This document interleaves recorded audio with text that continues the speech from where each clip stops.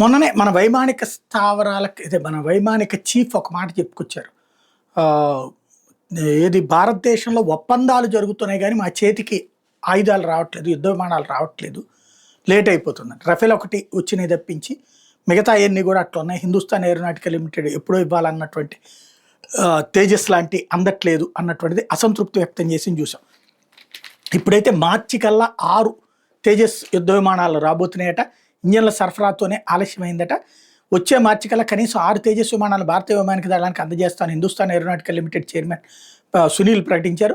ఈ తేలికపాటి యుద్ధ విమానాలు హెచ్ఏఎల్ తయారు చేస్తుంది. అమెరికాకు చెందిన జీఈ ఏరోస్పేస్ నుంచి వీటి ఇంజన్లు F404 అనుకున్న సమయానికి వస్తే విమానాల సరఫరా ఆలస్యం అయ్యేది కాదన్నారు.